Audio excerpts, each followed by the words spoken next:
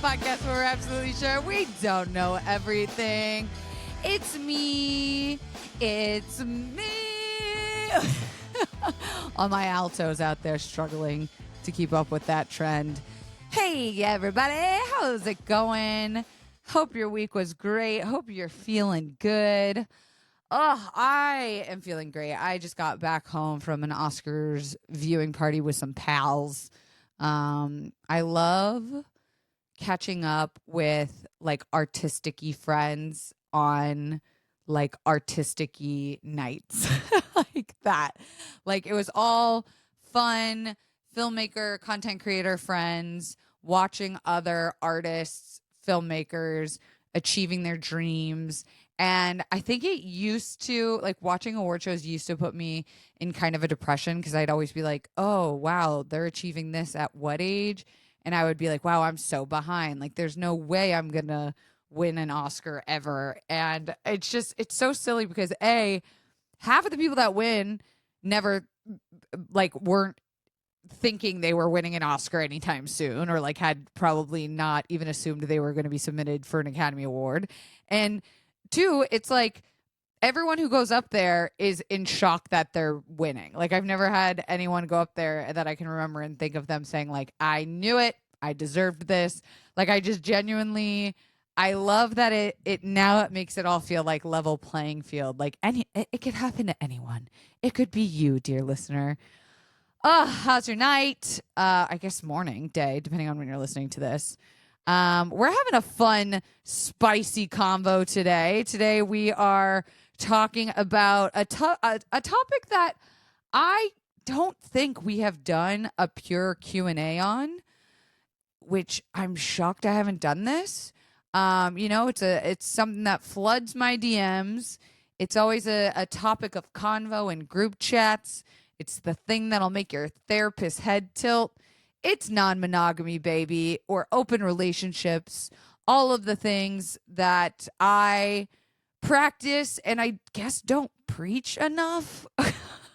I asked you guys to submit questions for me to answer, and I'm going to do my very best to speak from my lived experience as someone who has been in open relationships for the last 8 years of my life, most of my adult life. And I would argue like majority pretty successfully. I will speak on the pieces of them that I think weren't successful and why. But again, that's like kind of part of it all. It's going to be messy. It's going to be beautiful. And it's going to be catered for you. So before we get into that deep dive in, though, I got to hit them with a little TikTok talk. Okay, let me open my talk because I was laughing so hard earlier. There was a TikTok that said, describe your ex as a brand. I want to laugh. And these comments are so gold. I feel like this has become my new segment. It's me just reacting to comments from popular TikToks, but here we go. Some of my favorites. So describe your ex as a brand. I want to laugh. First answer, Ross, because I settled for less. That's not the quote. It's I dress for less, but I appreciate the try. This one was interesting because Yahoo, the actual TikTok of Yahoo, the website, commented this. Yahoo, because I should have kept searching. Dead. Make-A-Wish, because I was doing charity work. This one sent me. McDonald's ice cream machine, always broke. Drag them. This one made me LOL. Duolingo, because I never learned my lesson. God damn, if I ain't guilty as charged, the amount of times, it's probably my most re-downloaded app. This one just made me laugh. Temu, he made promises but never delivered.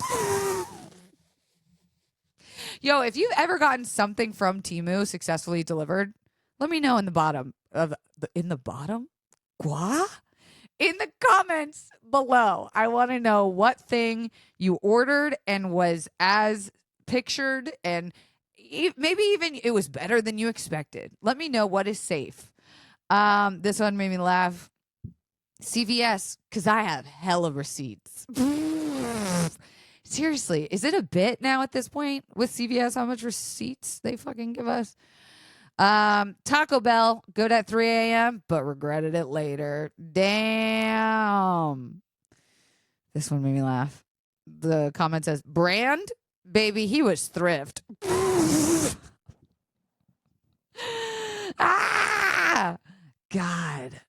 Jesus. These are so... God. Amazon Prime, he came so fast. Twitter, because now he's my ex. Hello Kitty, because he said hello to every kitty. Capital One, because he always asks what's in your wallet. Forever 21, because he'll never grow up. I mean, Shein, it was bigger in the picture. I can't. Build a bear. I built that man. I seriously, like, I could keep reading these all damn day. The internet is so funny, dude. It's so joyous. It's never disappointing, you know? The comments make me realize, like, how not witty. I'm not fast enough, you know? Sometimes I just leave comments of, like, many-faced emojis, just laughing face, laughing face, laughing face. That's my go-to. Or, like, heart, heart, heart. I gotta get better with my comment history. Anyway. Oh, what else? Housekeeping. Oh, Zachary back from the dead. Housekeeping. What housekeeping? Okay, let's see. I think I'm on like week 3 or 4 of living as a single mother in this house. Boyfriend still out of the country. Girl we're dating, busy. I did get to see her a little bit this week, but your girl has just been like reclaiming independent power. You know, I think like the thing that always goes through my head in times like these where I'm feeling like just a little bit tested with my existence is like I thrive when I'm alone, but I enjoy sharing my space and I enjoy sharing my life with somebody else, whether it be friends or whatever. And I'm good on my own, but there are times where I get lazy. You know what I mean? Like, I don't know what it is about having either like a roommate or someone in the house or like living with your partner where like you just get up because they're there. They're just like your accountability partner, right? Like they're up, so you get up. And then sometimes I'd be like, damn, I'd be slacking on some shit. I really be fucking procrastinating, man, on some things. And so I say that because it's a good like rechecking in with myself. Like, where am I dropping the ball on some things? Where am I needing a little bit more like self-motivation? Where do I need to push myself a little bit harder? There's like the grind set mindset, which I think is very toxic, but I also think can be very helpful for someone like me that needs to find work to be joyful. And it's not that I'm not relaxing, because I certainly do like sit with myself and my thoughts, and like, you know, I'm not out 90% of the time. I'm at home because I don't be going out like that. So this is like another good practice in just like socialization, getting out of my house past 6 p.m. Like as much as I think majority of people don't go out past their house at 6 p.m., some people thrive in the nighttime, you know, like I see people who be going out and doing shit all the time. And I'm like, well, if they can do it, why can't I? Like, is it really just an energy thing? How do y'all get more energy? Do you go out past 6 p.m. even on weeknights? Like even especially on the weekends, I'm like, I want to be home early so that I can sleep and like get up early and do it again. I don't know. Let me know in the comments below. How's your routine been going? So that's been that. I feel like, you know, I've been doing also this, is it called Pomodoro? Google it. Google it? Don't Google it. I think it's called the Pomodoro, which I thought was a sauce or a pasta. But the Pomodoro method, which is like 25 minutes on, 5-minute break of just sprints of things. And that feels so obvious to say, but when you actually do it, like that seems like such an obvious way to work. Like, duh, that's like tale as old as time, is a tried and true method, duh. But like, have you actually ever sat down and tried to do it? Like maybe when I was back in an office, I naturally did it. Like I'd work really hard for X amount of time. Then I'd get up, go get a snack, or I'd work really hard and then go pee or whatever. But like when you're doing it at home on your own strength and time, it's tough. And like the best part is when you get into a flow state. Like that's my favorite fucking thing, is when you just keep going on it. So I'm thinking about doing some like TikTok lives maybe this week to do some Pomodoro method with everybody, like just body doubling, right? And I feel like maybe having people feeling like they're watching or that I'm watching or conversing with or collaborating with. Let me know. Is that something you guys would do? Are you on the talk? Do you ever watch lives? Put it below, chat. Let's see. Okay. I think we should just get started on some of these questions because I've got a few and I want to try and get through all of them. So we'll get through as many as we can. And then maybe we'll take a quick break and then come back. Okay. Let's get through a couple of these. So. I have read a lot of books on non-monogamy. You know, I feel like the classics, Ethical Slut, More Than Two, Smart Girl's Guide to Polyamory. I just am finishing up Open Deeply, which is a really good one. I like a lot. That one is more catered to couples or people in long-term relationships that want to open up their relationship. There's a bunch of TED Talks. There's some podcasts. I don't know that the media has the best representation of open relationships that aren't like catastrophized or used as like plot in things. If you have any media or like books or shows that you feel like the space is accurately represented, drop it below. I'm dying to know. But I think that I've always been a very like open person, obviously. But when it came to relationships, I believe that because I had a high school sweetheart, like my junior and senior year, I was dating a guy. And before that, I had gone through this like very insecure period of my life of not like really fully ever accepting my bisexuality. It was so very obvious and clear and presenting itself in many different ways of being with women. But I don't think that I was proud and out. I was out, but I wasn't like, this is a piece of my identity. Nice to meet you. And I feel like because I went through that relationship young, I got to feel what like young first love felt like. I understood like partnership felt good. And when it's healthy, it's really beautiful. But that never satiated my desire to be with more than, oh, you guys might get to meet Larry. Larry, my other cat who's never out, is about to jump up into my lap. Let's see if he'll join us. You want to come up, Larry? Come on. There he goes. He's a big Maine Coon. Do you guys remember Larry? Maybe he was in some old podcast episodes. He might have been back in the day when we used to podcast on my living room couch. Yes, sir. I always found myself, even in the most like stable first love high school relationships, always found myself searching for ways to still like be with other people in like sexual ways or in social circles, or finding ways to like present myself as available. And it wasn't just because I was like an attention whore, because I still am. I wear that proudly. I just always had this sense of wanting community, like having people that I trusted with intimate secrets or like intimate conversation, or just people that were like-minded but also pushed me, challenged me. Like I always found myself wanting that community of closeness. You know, I wasn't really ever someone that had like a ton of fair weather friends. I always had like a close-knit circle. And funnily enough, I did end up hooking up with like the majority of my close-knit circle of friends for one reason or another.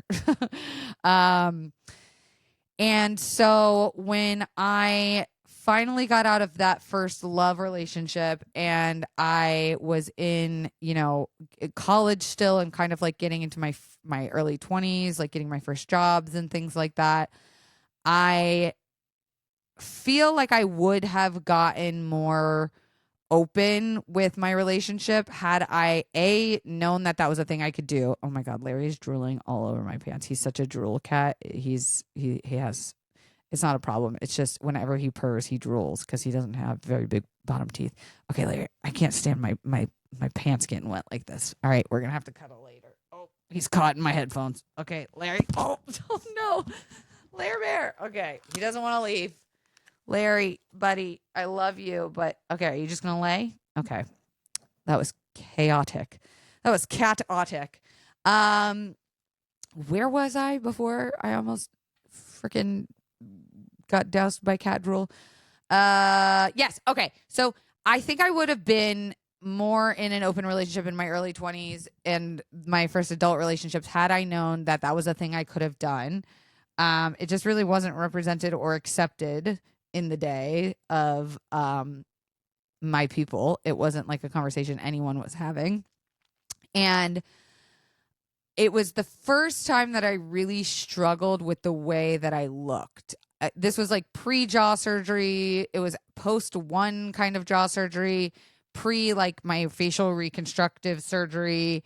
And it was the first time I really didn't love the way that I looked. And I found myself just struggling like young women do, where I was always comparing myself to people I saw online. This was the beginning of Instagram. And I don't think I was able to, Larry, I don't think I was able to be open or like attend sex parties and things like that because I didn't like my body. I didn't like my face. I didn't like the way that I was. I couldn't imagine people finding me attractive. And this was when I was really like starting to work on my comedy instead, because I was like, I'm just going to joke my way through life instead of like admitting I have any insecurities. I'm going to beat you to the laugh and beat you to the punch. And so I never got to really like accept myself then. And so when I did get into an adult like relationship in my early 20s, I would find ways to hook up with other girls and things like when I was drunk or it was a dare or a party or whatever. Like it wasn't something I owned very well. And it really wasn't until I got into the relationship with the DJ, aka Jared, that I was like, oh, okay, I'm older now. I'm wiser now. I know what this word is. I've heard about polyamory. Even though that still doesn't like always make the most sense to me word wise, like the definition of like what I think, like, I don't know. I'll go over those things, but like polyamory has its pros and cons too. I like to refer to myself as ENM or ethically non-monogamous or in like an open relationship. And Jared being the first relationship that I was really actually open with, there was like tons of mistakes made. Like there were tons of errors and trials and tribulations. The difference between then and now is that when those things happened back then, I thought it was like irrevocable, unforgivable. You could not save or fix, or like we were doing it wrong or we were bad. But like the difference now is now I know that like people will make mistakes. Like you'll fumble through things, you'll have accidents, but like, especially if you're a couple opening up, if at the core piece of like you both love each other is still there and it's expressed and it's communicated, that it's not the end of the world when you're both choosing to go into this world. There's going to be flubs along the way. There's going to be miscommunications. You're going to learn by doing. And so when I get asked about non-monogamy, like there are so many different facets to it that I even am still figuring out like how to vocalize my best version of like what I see as the ideal relationship agreements and partnerships, what that looks like even for me all these years later. And here we are now, all these years later. And I feel like I've got a pretty good handle on it. So let's kick it to a quick break. And when we come back, we'll answer your questions.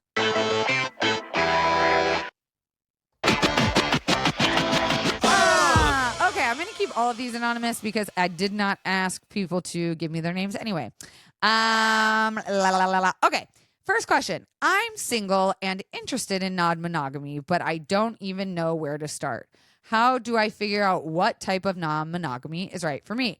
This is such a great question, okay? I love that you're also thinking about this before you just go out there and try, because there is so many different types of relationships in this umbrella world of openness that like there are specific tiny little details, agreements, boundaries, desires that you are going to figure out what you want. You might not know it all now, but I think the very first step in someone who maybe thinks they might be interested in this lifestyle is self-inquiry, okay? Like having any emotional literacy with yourself is so crucial. And you might not know exactly what you want, but I think there are these innate gut feelings that we understand that feel good, that are at our most inner desires. And then there's like the patriarchal programming that we're led to believe. Like at first I was like, okay, I think I have to have like a primary partner, aka like a hierarchical primary partnership, and then I'll feel safe to explore. And then when I was single, I was like, I want to be a little bit of like a relationship anarchist. I don't want anybody to have any power dynamics around me. And then like I found this beautiful fluidity in having a primary partnership. And so I think just understanding the lingo too, like understanding what the difference between all the words are. And I mean, in your case, you say you're single. So, do you want those like deep romantic relationships with multiple people? That's polyamory. Do you like the idea of a committed partnership, but then like fun on the side? That's an open relationship. Or do you hate the idea of ever having to decide and like say no to anything you want to do? Like that might be relationship anarchy. Like a really good exercise in anyone that is discovering this part of themselves is to write down the motivations, right? Are you in a place in your life where you're actually looking for love? Are you just looking for pure sex? Are you looking for community like me? Like understanding that will help you go through this process way more intentionally and avoid things that aren't aligned with, your values. And also those things can shift and they are totally subject to change. And any agreements, even someone who's not single, if you're in a partnership that you have made, are constantly flowing, and like life changes and stress happens and jobs and babies and sickness, like things come at you. And so these agreements are always meant to be fluid. Like to say, I have these hard agreements and this is exactly what I need and want. Like, I think that would be very hard to be in a relationship with someone with very strict things that are never, those boundaries are never changing, or your accessibility and desires and wants and availability aren't changing. So I hope that was helpful. Okay, here we go. Question number 2. My partner and I have been together for 6 years, and I'm the one bringing up opening our relationship. How do I do this without totally freaking them out? First off, I am so proud and I feel so so related to you with this feeling, because I remember that feeling of feeling like I knew there was this piece of me that I felt like I was hiding or diminishing or muting to be with somebody. And maybe it was something even that like bubbled up on the surface while I was with that person. And I felt like, oh my God, like what's wrong with me? Why do I want this? I shouldn't want this. I can't want this. And, I've trashed all of those like toxic beliefs, but every now and then, even still, when like something comes up and I'm like, oh gosh, I don't want to hurt anybody, I get that strong feeling. So the good news, I feel like, is this conversation does not have to be a very like dramatic, we need to talk moment that like sends anybody spiraling. I feel like the tough part is, though, that you do need to prepare for that to happen. Like, how well do you know your partner? How well do they cope with change? How well do they, like, have you guys ever even talked about, spicy desires? Like, have you ever talked about bringing in a third for a threesome? Like, or even like kissing another have you ever even presented those scenarios throughout your relationship that you can kind of gauge how they may or may not react well to this? I will say that the most important thing in opening a relationship of an existing partnership is communication, baby. Communication, communication, communication. If you don't think you and your partner are at your most authentic communicative frequencies yet, I would almost argue to work on that before you attempt to open up. And while I am still constantly discovering things like, oh my gosh, I didn't realize that this was connected to like my upbringing, or like this makes me feel this way because of XYZ or programming. Like, I know that those epiphanies can happen because I have the ability to communicate them as they come up. If you're someone that needs to like feel feelings, process, take time with them, mull over them, and maybe not have all the answers right away, you can still totally do that, but you need to at least vocalize to your partner like, wow, okay, a lot of things are coming up right now and I don't know what I'm supposed to feel about them. And if it's okay, I'd just like to take some space and like come back in an hour and talk more about this. If you aren't having those conversations with your partner just in general about like when conflict arises or when diversity or diversity in your relationship arises, that I feel like is more important to figure out first. And again, I say that not to be like, if you can communicate well, this is going to be a breeze, because that's not true. Things will come up even to the best of relationships. There will be issues that come up in a non-monogamous journey. Like it just happens. You can't predict everything, and you can't predict how your body is going to react and how you're going to feel and like what triggers might come up. But again, like having that underlying communicative style with your partner is so key. I also think you don't have to go in with like, this is this thing I've been wanting and I don't know how to bring it up to you and I want to fuck other people. And if you don't say yes, like I don't think this is going to work because I feel like I'm denying a part of my identity I want to explore and blah, blah, blah, blah, blah. Like, I think we could even just go in very mildly and start with like, I've been thinking about like how modern relationships look, how they're very different from maybe what we grew up with or what our parents modeled after us. Like, I'd love to explore your thoughts on those relationships and like talk about what that could maybe look like for us. Also, if your partner has never even heard of ENM or non-monogamy, like, I don't anticipate someone jumping on board right away. Like, give them space to feel their feelings. And this also is something that is going to be multiple conversations. I don't think it's just like a one and done conversation ever. That's never been true for me, even someone who's been doing this for a while. Also, highly recommend this to be a time to open up the idea of couples counseling, especially someone that is poly friendly or has that background. Like, I think couples therapists who are anti this kind of thing still exist, and you don't want to get stuck with someone like that. So like, shop around and look for specifically an ENM therapist. Okay, hope that was helpful. Moving right along. Look at us. We're fucking cruising. Okay. Help. I thought I was cool with this person writes, but every time my partner goes on a date, I feel like my insides are melting. How do I deal with jealousy? Oh, baby girl, you are not alone.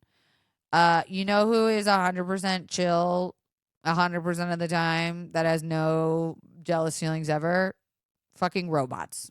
Literally bring in the Teslas. Nobody feels completely chill 100% of the time with non-monogamy. Like, jealousy has been labeled. It's like what we are taught to believe is the most insulting thing you can say to a partner. Like, as soon as someone is like, you're fucking, like, you're being jealous. Why are you so jealous? That's like the most hurtful thing. And we've been taught that that is bad, not good, boo, bad. You never want to feel it. That's insane. That is crazy to assume a worldwide feeling is not going to be felt by you at some point in this experience. I also think like it's a healthy thing to feel jealousy because jealousy doesn't equals bad. Like, it doesn't mean something is wrong. It just is an indicator of something that has come up. It is literally a moment to say, oh, I'm feeling something in my body. Let's like figure this out. Let's label this. Let's like get to the root of it. I think also we try to push down jealousy and get rid of it. It's something I think about too with like chronic pain or like panic attacks, where the more I ignore it, the worse it gets. So getting curious about something, like figuring out where is the jealousy coming from? Is it comparison? Is it fear of abandonment? Is it an unmet need?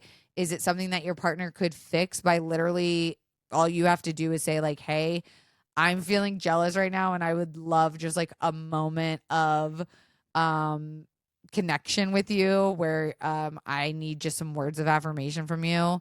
And any partner that cares and loves about you is going to go, oh my God, yes, of course. Like, I adore you. I love you. That, you know, me going on a date doesn't mean I have any less feelings for you. You know, in fact, I've said this a million times, but I often find that these kinds of relationships bring me closer to my partner because you have no choice but to get deeper into each other's psyche with this kind of thing. We talk a lot about compersion in the open community, which is the opposite of jealousy. And finding compersion for your partner, it's actually like finding joy for them, feeling joy. So it's the same thing of like when I watch my partner doing something they love to do, it's like I'm smiling ear to ear like an idiot. You know, like the first time I watched Henny play soccer, I was like, oh my God, I love watching him love to do something. That makes me so happy. And it's that same feeling that I can find a way to like translate and transmute the feeling of like, I'm so happy that he's happy into it's called compersion. So like that is not, again, that is a skill and a trait that you can learn. It comes with a lot of gratitude also. Like, I find myself in open relationships just offering words of gratitude out of nowhere. Like, I just am constantly complimenting my partner. I'm always voicing the things I'm grateful about them, the little things that they do. Like, start with that. Just say like, I appreciate how much you are open to this, no pun intended, open to the idea of this lifestyle. Like, I'm so grateful that you are willing to go here with me. And like the second that I turn my brain from like that jealousy feeling to like gratitude, I often find that the jealousy goes away. Right. And I also think that self-care is really important. Like, you talk about your partner actually being out on physical dates.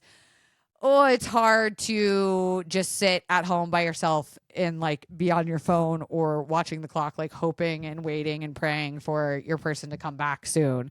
So I always find that scheduling something the same time as your partner going out is super helpful. Like, maybe it's like you finally get to fucking paint your toenails, or like finally get that peace and quiet so you can listen to that audiobook, or like you needed to deep clean that fucking makeup brush of yours. Like, whatever it is, find something where you're not actually looking at time or thinking about like a time frame.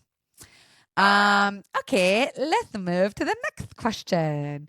I love this one. What an interesting question. What are some basic rules and boundaries I should set when starting non-monogamy? Okay, here is the thing, right? Like, rules are things you enforce on somebody, like non-consensually, usually. Boundaries are things you decide you need in order to feel safe. Big fucking difference. I feel like that is a question I get asked all the time is like, how do you decide your rules? And I'm like, I don't like to call them rules. Boundaries are also things that you keep yourself accountable for. Rules are things that other people break, right? Like when someone crosses a boundary, it is your sole responsibility to decide if that is a boundary that was crossed that is unforgivable or flexible or ever changing fluid. Like calling it a boundary for me just gives me more power with it. But for someone that has been doing this for a while, I have found some main components of boundaries that make me feel safe that I think are a good like starter pack, if you will.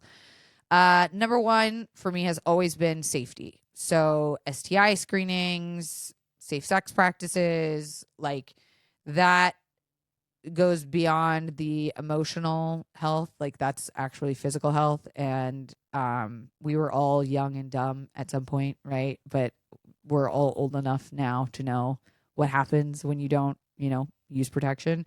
And that for me is like a pretty hard boundary. Not to say there isn't like slip ups and hardware issues and like things in my past that I have that other partners have brought up or have experienced, or agreements that have been made with other, when we brought in a third. Like we are all typically on the same page as something like that. And I feel like that should definitely be in your, Rolodex. Next boundary I implement is absolutely doing emotional check-ins. So how often do you feel like you need a check-in, just whether it's them the night that they're on a date, or like how often do you want to sit at home and like connect with them? But like sitting and being with somebody, I learned this recently with Open Deeply, which I had not thought about, but like sometimes when I would do debriefs with partners, I'd be like, okay, yeah, just call me after the date and let me know how it went. And I find that I don't mind hearing details. Usually I love hearing details because I'm bisexual and I'm like a girly girl and I'm like, oh my God, how'd it go? Tell me everything. Like, what are they into? What are you into? Like, are they cool? Do we like them? And I also think like if this person's going to be in my life too, like if it's someone we're going to date together, I definitely want those details. But like when someone would come home, the book talked about how like if your first question when they come home is like, well, how was it? That person's immediately going to automatically have to disconnect from the present moment to go back in their mind to recap the date. So like they're probably going to like close their eyes, like look up, but like trying to gather details. Like it's not easy to like cuddle and be present and look into somebody's eyes when you're talking about the past. So I am trying this new thing where I want to just emotionally check in with that person about like anything else besides the date, just checking in on like how they're feeling or getting just affirmations or, just experiencing presence with them is an emotional way to check in. There's also boundaries of like, hey, even if you're going to be late or over or later than you thought, just shoot me a text, because the worst is when you don't get a text till 1 a.m, like, oops, lost track of time. And you're like, oh, geez, so you really weren't thinking of me at all, huh? And I go to bed early anyway. So usually if someone's out past 9:30, I'm not thinking about them anyway. I'm thinking about the back of my eyelids. So that's a lot easier for me to, when I'm thinking about emotional check-ins, I usually like to schedule them, give them their own time, give them their own space to breathe. And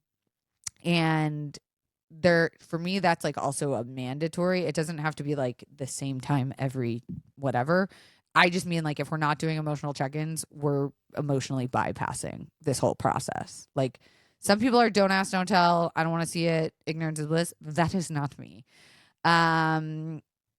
And there are with couples, I feel like some household, like housekeeping agreements to think about, right? Like sleeping over, like using people's stuff. If you guys have kids, like scheduling things, like making sure that those other partnerships or outside partnerships aren't infringing on um, the experience of life that we have built together. And that's, some people call it like couple privilege, right? Where they'll be like, oh, we can just forget about the other people in this thing because we have this bond and it's priority and it comes first. But I just think it's not realistic to pretend like you don't share like a home or assets or children with someone else. Like we split groceries. Like I need to know if you're going to the grocery store today. Like, you know what I mean? So like call it couple privilege, but I think there is a healthy way and to call out couple privilege, like especially if your partner is experiencing someone that you are going to get to know, maybe as a friend or to date as well, that like you can be like, hey, he's really bad at texting, or like, hey, he and I are wanting to talk about, you know, like sleepover experiences or whatever. Just being vocal about what you see changing and what you see absolutely not being something you are willing to change in your day-to-day life for other partnerships is being important. So I think the most important boundary is also the willingness to adjust boundaries. Put that on a shirt.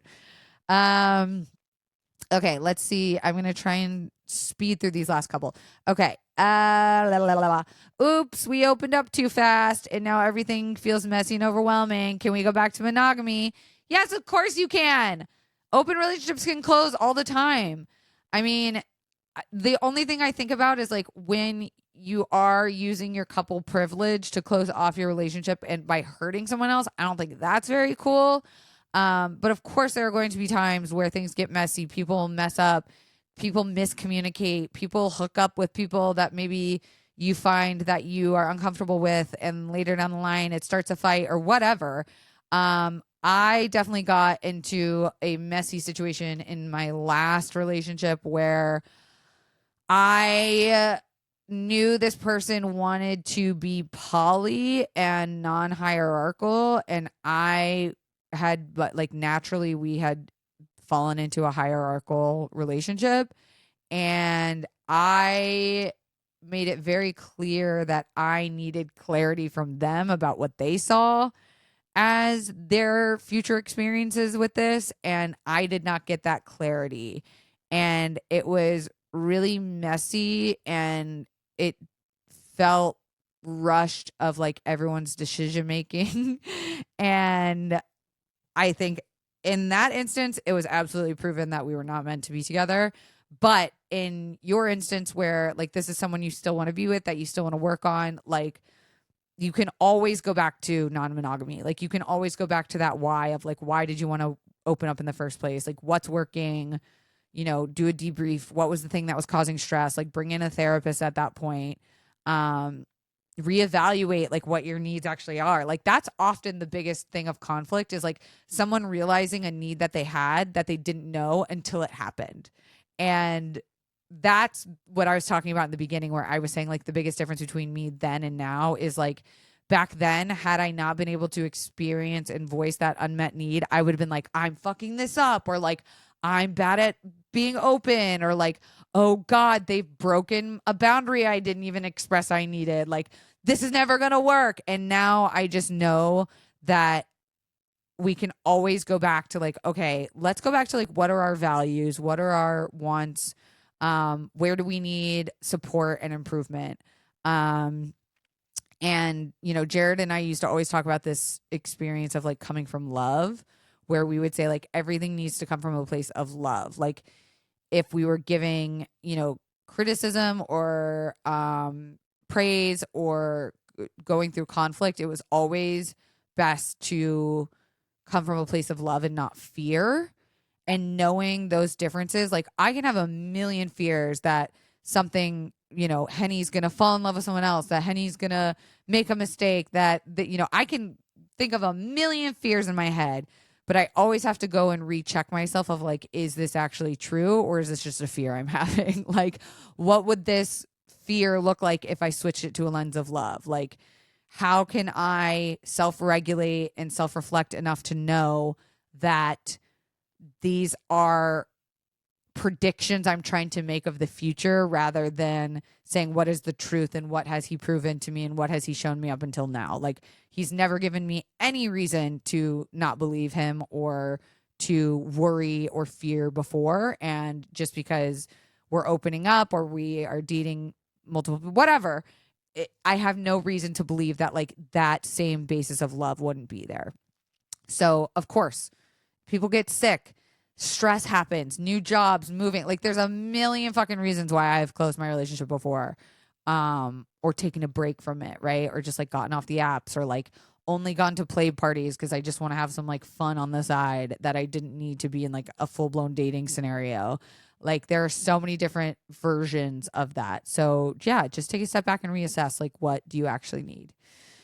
Okay, I think I have time for one more question. This is from someone new to the lifestyle. I don't know if they're in a partnership or not, but they said, I have read every book, listened to all the podcasts. I am trying, but things just aren't clicking. What now? Okay. I am someone that does not like to fail. I do overachieve and I like being good at things. I don't like being bad at things. And which is why, like, my number one fear thought in my head is always like, oh, if there's conflict within this, am I being bad at being non-monogamous? And that's something I like have to get over. But things might not be clicking because sometimes you're overthinking things, in the sense of like, the same way I said there's going to be so much communication around this lifestyle, sometimes there just needs to be actual doing as well. Like, it almost is like a lesbian relationship where you're talking about feelings all the time. You're very in tune with your emotions. There's a lot of learning and reading and researching and podcasts and all these things. And like, sometimes you just have to go out there and do it and try the thing and get over the fear. Cause like, the greatest gifts are on the other side of fear, is what they say, right? Like, there are low stakes way to find those little wins of feeling like it's not clicking. Like, maybe start with something very little, as like low stakes flirting, like flirt with your fucking bartender, or like just be cute messaging someone on the apps or whatever. Like, it doesn't need to be, you know, you diving in head first. Like, the book that I just finished talks a lot about like an emphatic, like true yes. We often, like, people pleasers will just say yes when they actually mean like maybe or no. And I think there's a fear that stops us from just being like an emphatic yes because of past triggers or traumas. And what I have found more oftentimes than not, I would say 9 out of 10 times, it's not as bad as I thought the thing was going to be. Like, I have all these fears where I'm so worried about this. And then after the physical thing is done, like the date is over or they've had sex or whatever, hooked up, I'm like, oh, I don't feel at all the way I thought I was. Like, I really was working up in my head that this is going to be such a big fucking deal. And it's really not. And, you know, of course, I think the other thing is like to never force yourself into something that just isn't right. Like, it is. Oh, I'm going to sneeze, I think. Oh, God, it's coming.